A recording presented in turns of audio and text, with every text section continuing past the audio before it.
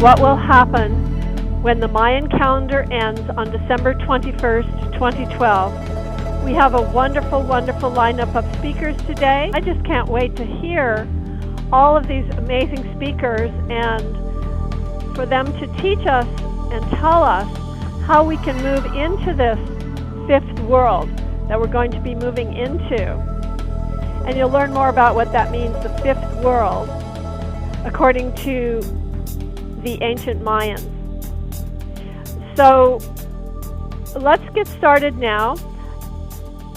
Let's just take a moment to center ourselves. So let's take a big deep breath to unite with each other. Breathe in and let it go. Let's take a big deep breath of divine love. Breathe in and release. Let's take a big deep breath of relaxation. Breathe in and let it go. As we now know and recognize that there is one power and one presence at work in the universe and in our lives, the divine spirit within us, we are merged with and one with that divine spirit, knowing that it governs our every action, our every breath. It governs all that we do. And it is right here, right now, within us, in the very center of being. There that divine spirit is. We are merged with and one with that perfect divine spirit. Therefore, we give up and give over to spirit, give over to God, knowing that it is in God's perfect hands right here and right now. We call forth all the beautiful divine beings of light and ascended masters, angels and archangels. And we release this prayer into the spiritual law, knowing it does demonstrate right here and right now. Thank you, God, and so it is. Fred Alan Wolf, author of many books including Taking the Quantum Leap, Parallel Universes, The Dreaming Universe, The Eagle's Quest, The Spiritual Universe, Mind into Matter, Matter into Feeling, The Yoga of Time Travel, and his latest book, Dr. Quantum Presents, a little book of big ideas. Fred Alan Wolf is a physicist, writer, and lecturer who earned his PhD in theoretical physics at UCLA in 1963. He continues to write, lecture throughout the world, and conduct research on the relationship of quantum physics to consciousness. He's a National Book Award-winning author of Taking the Quantum Leap, member of the Martin Luther King Jr. Collegium of Scholars. Well, let's take what is called a long count view of Mesoamerica. This is really the area where all of this begins to take place, where the early Mayan people and the Olmec people began to look at the nature of time itself, and they had a way of counting, which I think is very interesting. And during the time I will be with you, I will go through some of the basic ideas that these people come up with, because people wonder, well, how do we ever come up with December 21st in 2012? How would the Mayans know that? Well, they didn't know that date because they were using a different number system based on the number 20. So the first thing we need to look at is just, what are we talking about? What are the terms that are used to describe the Mayan vision of time? Now, once we start getting into that, we begin to realize that time is really a recognition that human beings have of patterns of behavior, of things that they see. And when they try to make sense of those things, they're looking for frequency or cycle or repetition. And it's from that frequency or cycle or repetition that people begin to sense a purpose, a meaning, a reason for existence. And that's certainly wasn't only with the Mayan people. We can find in the ancient Kabbalistic traditions of the people that are now called Jews, that came out of what is now called Iraq, following a guy who was a mystic called Abraham. We can see the same kind of thing in their vision, because these guys would look up at the sky and they would see cycles. They would see movement, and from cycles and movement, one gets a notion of time. Now, what I should have told you about is my latest book is actually called Time Loops and Space Twists, How God Created the Universe. And we'll talk a little bit about that in relationship to the big cycle of time, which in the Mayan terminology is called a Katun. And what we're looking for is the first, what is called a Baktun, which I won't go into all the details of what that is, but we're actually reaching what is called that our world ends after 13 Baktuns, and then there's another cycle of 13 Baktuns, and it keeps going like that. A 13th Baktuns is roughly, this is surprising, about 5,125 years, and that's really dating back to the times of when we see the Chaldean people and other peoples coming into notion of the nature of time itself. So these are some of the things to give an overview of what is meant by time, what time means to us personally, and the most important thing, I think, is to recognize that we ourselves are contributing to our notion of time, that we are contributing to what we mean by time, and we are contributing to the creative element which is contained in time, the ability to recognize patterns.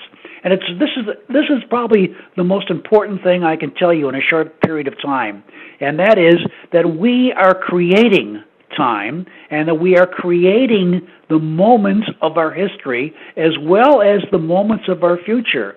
That from the point of view of quantum physics and from general relativity and the newest ideas that are coming into focus right now, most of what we see is a kind of an illusion. It's very solid and very real to us, but there's a pattern in it, and if we can begin to identify that pattern and begin to look at it in a certain way, what I call positivity or a positive way of looking at things, we can influence the direction in which the evolution will take place.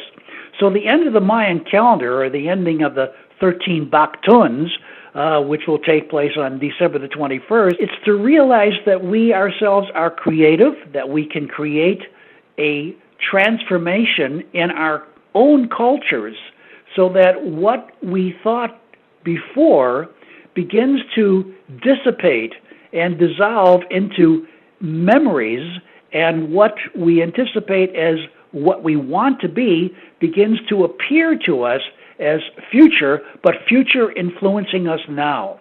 This is a little bit difficult to explain over the phone or in a short conversation, but I hope to make this clear during the seminar on board. Basically, that's what's in store for you. We're going to find out about the nature of time, the nature of cycles, and what quantum physics and consciousness really are. And I'm going to provide you with a new vision that is the latest stuff that's coming out of the minds of the new physicists, which indicates that we ourselves are created from projections from the infinite past and the infinite future, going forward in time from the past, backward in time from the future, into the present, and that we ourselves exist in a whole other kind of dimension, you might call it, but really on the edges of surfaces. And we are kind of like holograms being projected from these surfaces. Tricia McCannon is a renowned American clairvoyant, historian, author, and teacher who has traveled the world in search of answers to the greatest mysteries of the ages. As a dedicated researcher and mystical symbologist in many ancient paths of wisdom, she's known as the mysteries expert. She's appeared on over 175 radio and TV shows worldwide and a number of international documentaries. She's the author of over 30 CDs and DVDs, as well as the books Dialogues with the Angels and Jesus, the Explosive Story of the 30 Lost Years, and The Ancient Mystery Religions. So for the past 2 decades, she's been a headliner at conferences around the world, giving soul matrix readings for over 6,000 people around the world in her continuing commitment to inner awakening and world unity. What do you foresee happening on December 21st, 2012, and how can we prepare to move into this new world, the fifth world, as they call it in the Mayan culture? If I had to be the press agent, I would just go down through this list of the people that you have brought in and just say each one of these individuals has been someone who has been a voice of transformation in the global community for the last 10, 15, 20, or 25 years. So it's quite a collection of teachers and speakers, and I love that you've chosen some very diverse points of view. I think that a lot of us who have really studied the historical end of this phenomena are aware of the time cycles. And, we have Hopis and we have Mayans and East Indian, Hindu, Vedic, Purana, Vedic traditions from all over the world that talk about these great time cycles. There's a lot to say about this, and this is definitely one of the things that I'm very passionate about. But to kind of bring another aspect to the table in this conversation, I would like to talk a little bit about the nature of light and how the end of this 26,000-year cycle, or 25,920-year cycle, is the end of one cycle, but the birth of another cycle, where, as they say, the solar energy of the sun goes into the mouth of the serpent's mouth, or thought of also as the mother's womb, creating a cosmic marriage. And this marriage allows energies from the great central sun to be downloaded as light waves into our sun and then to be downloaded onto our planet, which is part of what's happening with all these heat waves and solar flares and tsunamis and earthquakes, and all the earth changes have to do with these increased radiation energies. But they're not just heat waves. They are encoded messages from the galactic center. And since light is the carrier wave that transcends time and space, light is, the ancients say that the universe was created through love, sound, and light. In the beginning was the word, so you have the sound current, and then you have the light. This is a phenomenal opportunity for us as light beings to align with a frequency and take a journey, if you will. The different cultures named it different things. Some called it the way. That's what Jesus called it. The middle way. That's what Buddha called it. The ancient way. That's what Thoth called it. The Mayans call it the Kuak Sum, or the umbilical cord, or the serpent rope that leads us back to the Hunab Ku, meaning and one measure, one heartbeat behind everything. So I think one of the most phenomenal opportunities about this time-space window that all of us brave souls have incarnated into is that we are looking at the rare opportunity to go through a doorway in consciousness and possibly also physically from the third dimension into the fourth dimension. Now, what would that look like? Certainly I think if you're aligned with these frequencies, these light frequencies, it's going to look a lot different than if you're in a place of fear. And this is, one of the conversations about, is it world destruction or is it world creation? Is it literally like a science fiction movie where we somehow are involved in receiving these light energies that transform us physically, molecularly? So it's a very big conversation. Now, will this happen on December 21st, 2012? Possibly. Possibly it's the end of the cycle and the exact beginning of the new cycle. Possibly it's a download opportunity. And, of course, people who are at sacred sites like the ones we're going to are going to have an opportunity to literally be in the epicenter of these grids, these planetary global grids that have been laid out, as we know, by far more ancient civilizations than ours. And, of course, shows like Ancient Alien that many of us are involved in, those shows talk about this grid work that is being discovered in Australia and off the coast of India and Bimini and Mexico, were all those incredible ruins of Chichen Itza and Mérida and Palenque, Uxmal, Coba, Tulum. Anyway, it's quite an incredible opportunity for us to link into one of the core nodal points of the grid of the Earth and to receive that blessing that's coming through from the sun, from the great central sun to our sun, through us into the Earth. And, of course, anything could happen because there are prophecies that the star brothers will arrive, that the elder brothers of wisdom will come. There's a prophecy that a serpent rope will descend and that a being called Nine Winds, or Quetzalcoatl, will come out, and that he will be a teacher of wisdom that will help to awaken and transform and change consciousness. So what a place to be. It is the place to be, as far as I can tell. It's the place to be. I mean, there are times that the place to be is the Great Pyramid of Giza.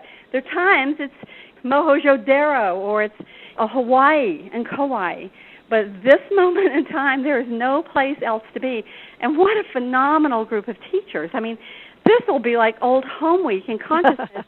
And even the people who've called me, who tell me that they're going to be on the cruise or that they want to go, they're really looking forward to the fact that literally it's like this huge activation party.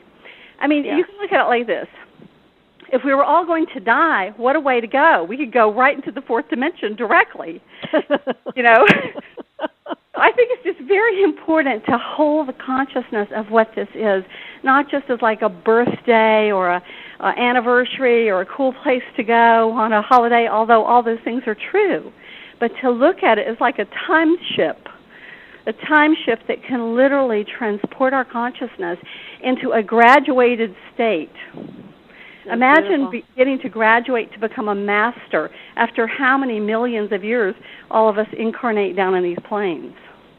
That's phenomenal, isn't it? It's a very interesting time for us to incarnate, and I'm sure that we're all ascending together into a higher vibration, into a higher consciousness, a higher octave. In 1982, Mellon Thomas Benedict died of terminal brain cancer and lived to tell about it. His miraculous return to life is one of the most well-known and loved NDE stories on the World Wide Web. Since his NDE, Mellon has been a researcher, inventor in the field of quantum biology, biophotonics, and cellular communication for over 25 years. He's a technology product consultant and popular lecturer on the subject of longevity, energy medicine, and phototherapy. He also holds a number of U.S. and foreign patents. Mellon Thomas has maintained his access to universal intelligence, enabling him to be a bridge between science and spirit. Deepak Chopra called Mellon Thomas the encyclopedia of the afterlife.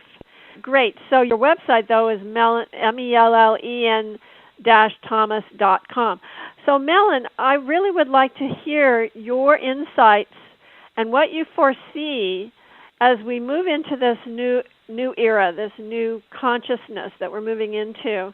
And what do you think will happen on December 21st, 2012? My perspective on this is I have kept my connection to the light ever since my near-death experience and return to the light daily, and I do think tanks, and I'm a full-time inventor based on my connection with the light. Back in '82, when I had my original near-death experience, the light told me that I would begin this strange thing called my planet work in about 25, 30 years. And that was fine. And around 2010, the light, in one of my visitations, the light said, well, your work is to begin now. And I said, oh, what work? It had been so long. And, oh, really? Because I've never felt I've had a mission. I've never felt I had to do anything with this story, except the light did encourage me to tell my story. But other than that, I felt no mission, no compulsion, or like it was going to save anybody at all. But what the light reminded me of, and this is why 2012 is important for me, is that 2012 definitely does mark a turning point in many ways. And my perspective on this is going to be a little bit different than I think many of the perspectives on the cruise. And I like that because almost every angle of this is being covered by one of these masters on the crew. I really like that. I will probably be coming at it from a completely different perspective. My information is, of course, that 2012 is a marker on the path. It is definitely a turning point. But I will be covering specific information I've been given about 2020, 2040, and 2060 as some of the most important things that have ever happened on planet Earth. And my perspectives have nothing to do with plagues, conspiracies, aliens, or comets hitting the planet. So I have a different perspective. But basically, the dates of 2020, 2040, 2060 are really going to surprise people because, oddly enough, no one is actually covering the subject matter that I'll be covering. I don't want to give too much away right now. My perspective is one from a natural view of metaphysics. And the greatest gift I was given by the light was to look at this thing called the Gaia perspective. And, of course, we all know what Gaia means now, the Earth Mother, the Earth as a whole living system. So I will be looking at things from that perspective. It's the greatest lessons that I've ever learned about how to understand what's going on the planet. It will involve everything from what are the real metaphors of Adam and Eve, the whole concept that all the good that we have accomplished. That's something that needs to be, shared. Is the human race and the Gaia has accomplished so much good, and especially something called collective intelligence is an incredible achievement for any planet, any living system to achieve. I will be focusing on some rather positive aspects, but some things that may be controversial to our crowd of people. We will, we'll really look at these dates individually that involve something that is going to change the Earth dramatically for the rest of the time that we stay on the Earth, and we will also talk about our starseed destiny. Of course, no civilization can stay on a planet forever. No matter what we do, planet Earth will die at some point. There is something in the Gaia, there's something in every one of us that recognizes this. And I will be talking about what I call our starseed destiny, which is in our DNA, actually. And why, once a living system like our Gaia system, Mother Earth, achieves this level of collective intelligence, that it starts looking for the stars and starts looking for other stars to colonize. I think people will find it very fascinating. I will look at the technologies that are just around the corner, because for every problem that we have, there are 10 answers on board. This has never happened before in history. I challenge my audiences quite often. Any problem, there's 10 answers already on the deck for this. And there are thousands upon thousands of people on planet Earth working actively on any problem that you can talk about. This has never happened before in the history of the world. And then one of the most important things that has happened, and we achieved this incredible thing about 1975, actually, and it was set in by the early 80s. For the first time in the history of this world, we have been in a position to technically, and this is what's so important, spirituality is important, but to be able to technically do what's coming next was the most important next step. You have to be able to technically accomplish certain things, not just imagine them, not just have a ceremony. All that's great, but there's more to it. And the interesting thing is that since 1975, we have, for the first time in the history of the world, which is so exciting, been technically able to feed, clothe, comfort, educate every human being on Earth without destroying the planet. This is a new time that we live in. And this is a very important thing to explore and to get into your conscious, get into your heart. And the idea that all the major problems that this planet's ever faced, it has transcended. We have never failed. Our DNA is transcendent. Our pattern through the entire history of this world has been transcending. And no matter what issues are going on the planet at any given time in history, we have a proven history of transcending whatever is going on, including before humans were on the planet. We were still here as a part of Gaia. it's interesting that humans are the youngest species on planet Earth in some respects, but we have the oldest DNA on planet Earth. I'm going to explore that with people in a multimedia way. My entire talk will be a multimedia presentation, and we're going to have a lot of fun with it. I will also discuss the what I call our future ancestors. That is the people. What will the people of the future think about us? And in my visitations with the light, who can see the mass potential of the future, no one can see the exact date of any future event. That's never been proven. But you can see a mass potential, just like karma has a potential of where it's going if you keep doing the things you're doing, of course. But it may surprise people to know that the light has told me, from its view of our future, that the people of the future think of us who are living now as the giants of all history on planet Earth. Can you believe that? It's stunning. That is us. stunning. We think we're messing everything up. Right. You know, many people look at humanity as a hairy caterpillar on a tree trying to eat every leaf on the tree. But that caterpillar doesn't realize that it's about to become a butterfly in total transcendence. And so I think this will be very exciting. It'll be a lot of fun, and I love images. I'm a show and tell guy, and so I think we'll have a lot of fun with this. I'm looking forward to attending as many of the other lectures as is possible, because, you know, no one person has all the answers or all the perspective.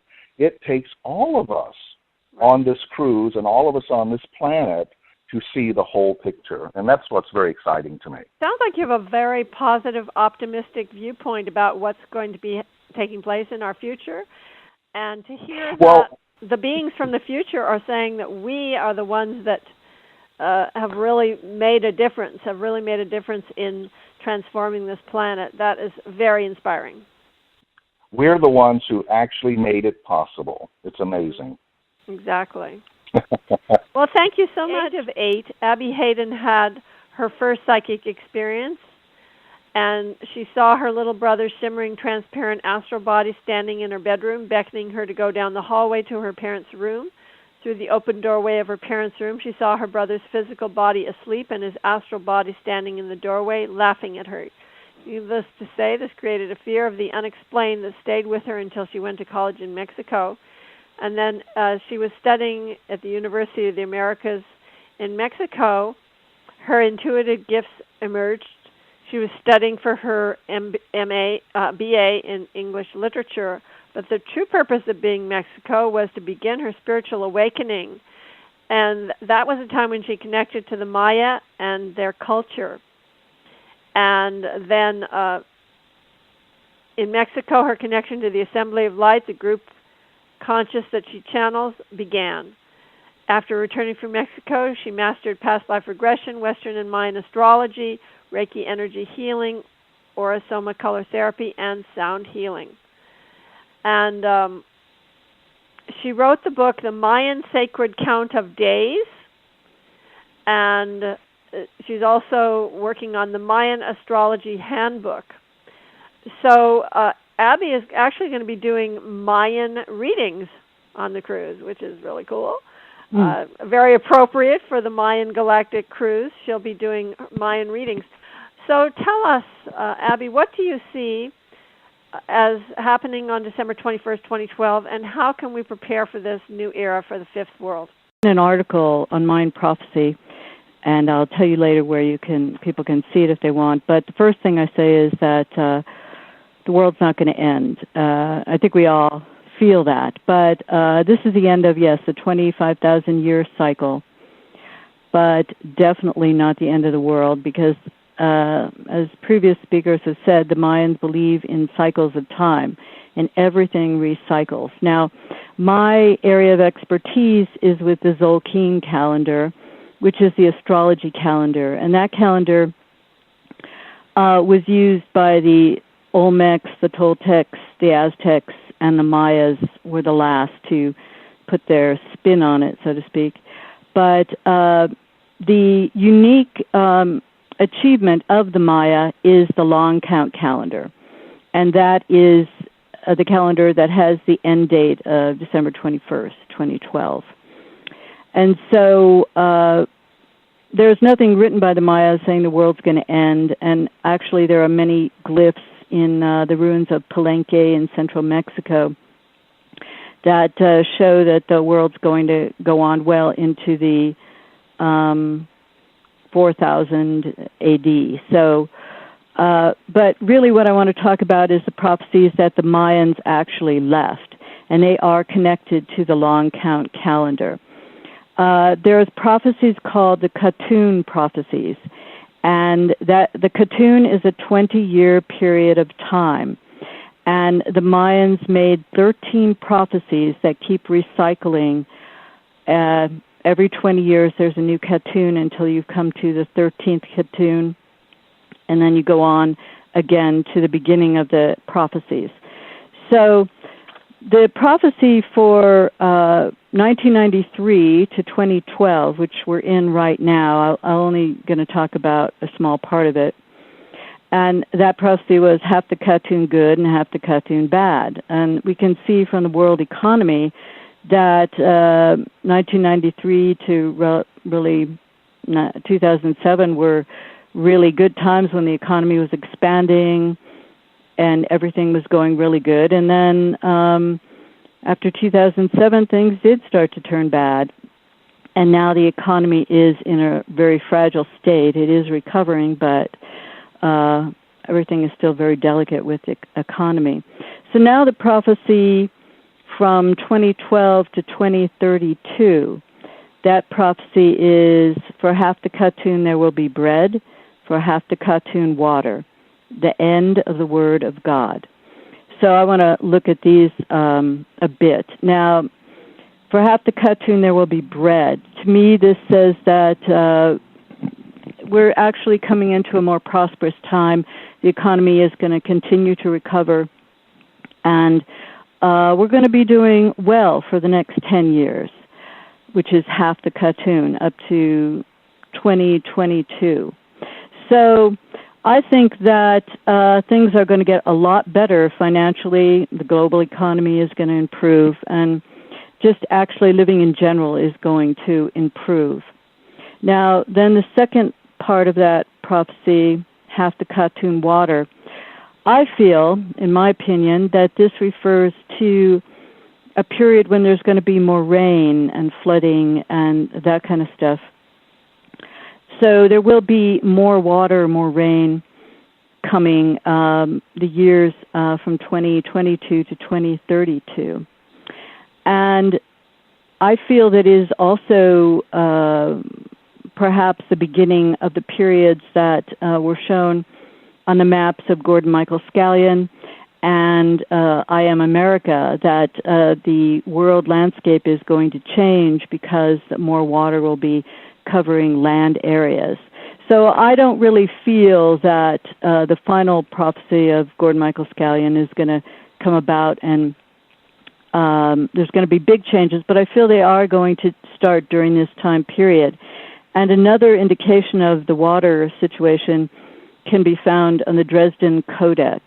The Dresden Codex was one of the few codices written by the Maya that actually survived. And on the last page of the Dresden Codex is a picture of water coming out of the god's mouth and water coming over the land. So I feel like we will have a period where there is going to be more rain and possibly some changes in the topography of the planet, but I still think we are going to survive that. And the most interesting part of this, I find, is the sentence, the end of the Word of God. Because during the same time period that went from 1500 to 1520, this was a time period that Cortez landed in Mexico. He arrived in 1519, and as we all know, it was the end of the Mayans' Word of God. They had to renounce their Mayan religion and accept Christianity. So that's what happened during this exact same time period then. And my feeling is that the end of the Word of God is going to be the end of spirituality and religion as we've come to see it in these past 2,000 years, where, we've had these very solid Christian religions and Judaism and Islam and all these other religions, Buddhism, Hinduism. And I feel like people are going to migrate away from that and creating their own religion or creating their own connection with God and divinity, and not so much having to go to a certain place at a certain time to worship in a certain way, to follow traditions of a certain religion. I feel like all those things that we've been doing for the past 2,000 years in the age of Pisces are going to start to lose cohesiveness. And I think we're going to be coming into a true connection with the divine. The age of Aquarius is the age of individuality and individual expression, and I think we're going to all have our own individual expression on religion in the next, I would say, 20 years. So I'm feeling some earth changes and also some social, political, economic changes. But I feel like basically the Mayan prophecy is saying for this time period that the world, things are going to change, but everything is going to be good. And I guess I feel about these next 10 years that this is a time to prepare. The economy is going to either stay steady or improve. And I feel like people need to find out where they want to be and how they want to deal with the next time periods that are coming up. So we have 10 years to really stabilize and create a good foundation for ourselves for the future. Now, this article that I wrote, it can be found in 2 different places on the Internet. It can be found at www.shiftofages.org. And this is the website, the official website for Don Alejandro, who is the head of the Mayan Council of Elders of Guatemala. And they did publish this article on the website. So to me, that is a validation of what I'm saying and how they correlate, or they feel that what I'm saying in this article is valid. The second place you can find this article is the website tokenrock.com, TOKEN rock.com. And I have a Mayan astrology section there, and you can also read this article that talks about the time periods from December 21st of 2032 to 2052, and then from 2052 to 2072. Now, all this information that I've gotten about the Katun prophecies comes from a Mayan astrologer called Bruce Schofield, Scofield. And he's written several books on Mayan astrology, but you can find the information about these time periods in his book, Signs of Time, which you can get on Amazon if you choose. So my books are Mayan Sacred Count of Days that talks about my relationship with Mayan scholar Ian X.L. Lungold, and you can tune in to Ian on YouTube if you'd like. And the book talks about our time together and what we did, and I feel that many achievements in bringing Mayan astrology out into the world again happened through the work that Ian did and through the work I helped him with. And it was during that time that I learned about the Tzolk'in and Mayan astrology. And now I've written another book called the Mayan Astrology Handbook, and that should be out in print. It should be out on Smashwords next month. I'm doing the final edit on that. And that makes it really simple to follow Mayan astrology, because the goal here, what you want to do with Mayan astrology, is attune to the light energy that comes from the Hunab Ku, the center of our Milky Way. And so Western astrology talks about the influences that our planets in the solar system have on us, and Mayan astrology talks about the influences that the galactic light from the Hunab Ku has on us. So both of these systems work together to help you understand yourself even more. And I'm glad that you mentioned Ian, who is really a great light in this field, who has really had a tremendous influence on all those who went after him? Yeah, Ian was living with him, started the whole thing, and now he just bugs me from the other side to keep going here. And that's why I wrote the Mayan Astrology Handbook, and that's why I really want to share the information about Mayan astrology. Well, so, that's terrific. Thank you. Thank you so much for having me.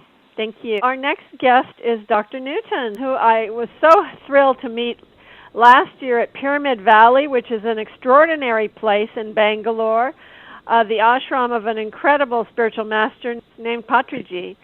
And I was so thrilled to meet Dr. Newton at that time. He's a medical doctor known for his innovative healing and transformative methods, which have the underlying theme of healing and transformation through inner awareness.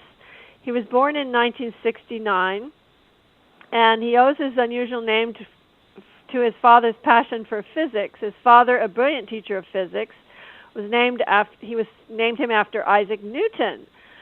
And he has conducted more than 100,000 past life regressions, Dr. Newton, and he launched something called the Association for Regression and Reincarnation Research, of which he's the founder and president. And his vision is to see every individual on this planet become an enlightened master.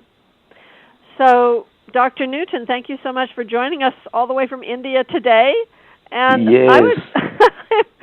I really would like to see what you vision for this coming era, and what you think will happen on December 21st, 2012, and how we can prepare for this new, what the ancient Maya called the fifth world. India is the country where this was prophesied long back, almost thousands of years back, about these dark ages, the Kali Yuga. The Kala means darkness in Sanskrit, and exactly like Mayan prophecies, there was prophecies from India. It's spoken about these transition moments. One yug, one period of time is ending, and there's something new emerging out. So 2012, December 21st, is exactly coinciding with Kalki avatar. Kalki means nothing but an avatar who is representing the collective consciousness of the humanity, who is going to bring a powerful shift. So, a shift in the consciousness. So, there are earth changes that are happening, and that we could see throughout the globe. And exactly on December 21st, as prophesied by Mayan calendar, Mayan prophecies, so we are stepping into such a glorious period where there is a high energy and high levels of refined consciousness, and there is a possibility for everybody on this planet Earth to experience something very profound about themselves, their consciousness, and to align to the greater good or the highest good for everyone. So the second coming of the Christ, or Maitreya Buddha, or Lord Krishna, who said, whenever there is something happening on the earth, I come back, I choose to reincarnate. So all these prophecies are telling of the same thing about these changes, a big change, a big wave. It is nothing but a change, a shift in the consciousness, and it's not about destruction. It is something about beautiful shift, and collectively, entire humanity is going to make this shift. And not to miss this opportunity to be part of this great wave of change, because this is a golden opportunity for the entire humanity. And as I practice past life regression, I specialized in this field, I see 80% of the humanity is actually locked up with the past energy. We are stuck with past fears. And there is a change now. We are completely aligning ourselves to our new state of being, aligned to the heart and our wisdom, and which can take us to, such a beautiful evolution collectively. So I see these earth changes as part of this ascension of the 2012, and it's because such a big wave of energy is created, and as we are stepping into the photon band by 21st December, and it is a great celebration of all the human beings on this planet Earth, where we can come together and really align ourselves to the coming shift in consciousness.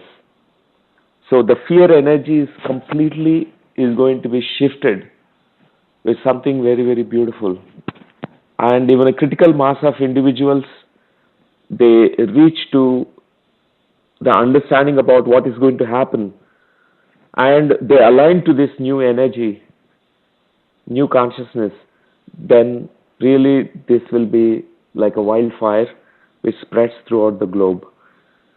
And I'm very, very happy today to be speaking about the changes according to the Mayan prophecies and ancient Sanskrit scriptures from India and from the Buddhist traditions, from the prophecies from the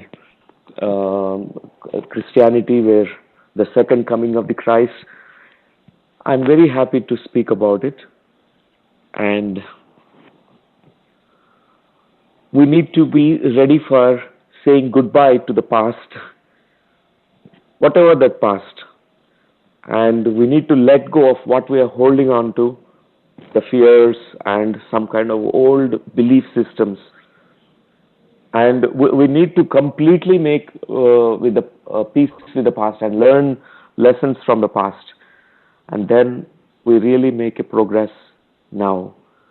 And that's what past life regression is about. It's a goodbye process.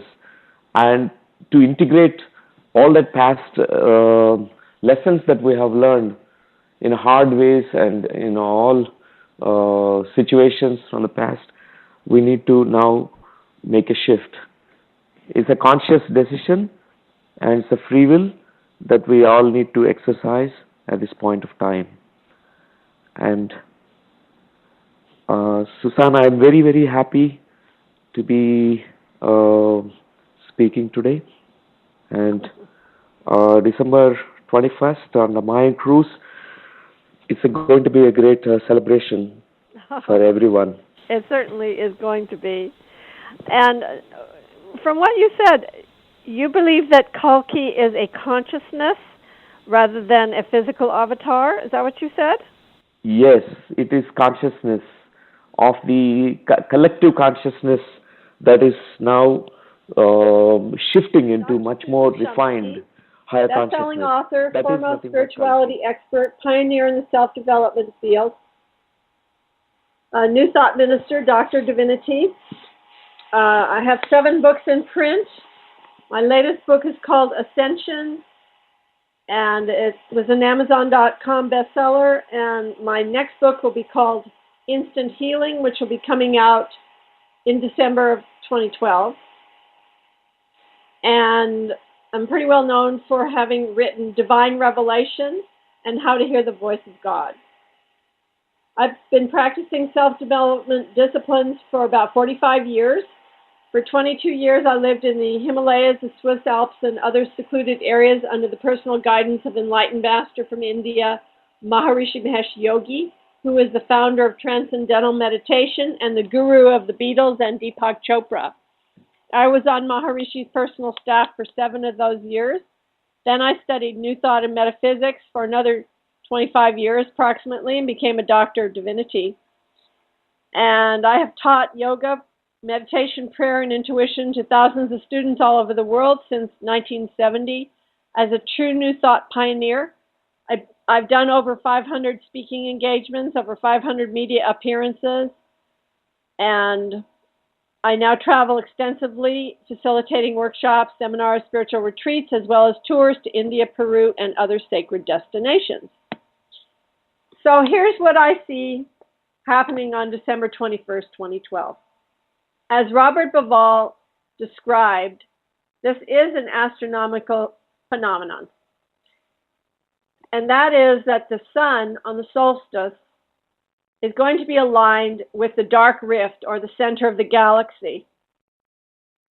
This particular astronomical phenomenon has been going on for about the last 50 years or so, and will continue for another 20 years or so. It's actually a 72-year phenomenon. And I believe that it is having an effect on humanity. And that effect is higher consciousness, raising of consciousness. And we see that over the last 50, 60 years. We see how this world has transformed, especially in this country, America, and that has spread really all over the world, the influence of this rise in consciousness. Many of the great masters from the East came to the West to teach us their secrets. Meditation, martial arts, the wisdom of the East has come to the West. Yoga, all these practices, the spiritual practices of the East. People in America didn't know anything about this until the 60s, when these enlightened masters started to come to the West. Well, I guess back up a little bit, because Vivekananda did come in the early part of the century. Yogananda came. So there were spiritual masters who came to America. But really in the 60s is when the explosion happened. And that was really the spiritual revolution. The spiritual evolution and the spiritual revolution. It was a revolution of spiritual consciousness that took place, and I was a part of that. I was a hippie in the 60s. I was a flower child. And at that time, that's when I learned meditation, and that's when I started to teach meditation. And at that time, we were all really interested in developing spiritual awareness and in attaining enlightenment. That was our goal. I know that many people thought that it was just about drugs or just about sex, or I don't know what their idea was, but I was a part of it, and I know what it was about. It was about raising of consciousness. It was about spiritual enlightenment, and that's the reason why we welcomed with open arms these great spiritual masters who came from India to teach us, and from China, not just India, China, Japan. And we were reading books like Autobiography of a Yogi, and we were reading Alan Watts' The Way of Zen. We were reading the Suzuki's books and other books about Zen and about Buddhism, and I particularly was reading the Buddhist scriptures and all of that, and I was interested in spiritual enlightenment, spiritual awakening. So it was through the efforts of all these people and all of us, those of us who have been on the spiritual path since then, whether in my generation or in a newer generation, who have really brought about this spiritual awakening. And I believe that the stars, or the galactic alignment, this planetary alignment, is simply a reflection of what is really happening here on this planet, a rise in consciousness. I was so fascinated by the fact that Dr. Newton said that this is the return of Kalki. If you know anything about Indian philosophy, there's 10 incarnations of Lord Vishnu. that happened. And one of those incarnations was Lord Krishna. One of them was Lord Buddha. And one of them was Lord Rama. And there are a total of 10 of them. And the last incarnation is Kalki. And Kalki is said to have come at the end of the Kali age, the end of the age of darkness, to bring spiritual enlightenment to everyone and everything. So Kalki, riding on his white horse, Dr. Newton tells us that that is simply the Christ consciousness. It is the collective higher consciousness, the consciousness of humanity, which is now embracing what we call the Christ consciousness or the higher consciousness. So this is a vision that I've had since I was a child, the vision of world peace, the vision of higher awareness, and we're bringing it about. It's taking place. And those of us who are coming on this cruise on December 21st, 2012, will be on the cruise ship, and we'll see from the deck of that cruise ship, we'll see the Milky Way galaxy. We'll see that fade, those stars fade, and the sun coming out of that same exact spot as we see the sun rising out of that dark rift, out of the center of that galaxy. And that's going to be a magnificent, magnificent sight. And we're going to be viewing that from the deck of our ship on December 21st, 2012 at 5:11 a.m., which is, by the way, the amazingly auspicious hour of 11:11 Greenwich Mean Time, or it's also called Universal Time or Greenwich Mean Time, is 11:11 a.m., which will be, we believe it'll be 5:11 a.m. unless ship time is different from the central time there in Mexico. This is a new time on the planet. We are living in a new world. I just have such an amazingly optimistic viewpoint about what's going on now and what will be happening as we move into this new era, of the Mayan calendar. This is something very spectacular, and we're a part of it. We're alive during this period. This transition is not going to happen by itself. We have to co-create it. We have to be part of it. The Hopi have said long ago that we are the ones that we've been waiting for. And to know that we are the ones that are creating this new earth, this new world, this fifth world. So now is the time, and you are being called. Will you answer the call? So join us into the fifth world as one.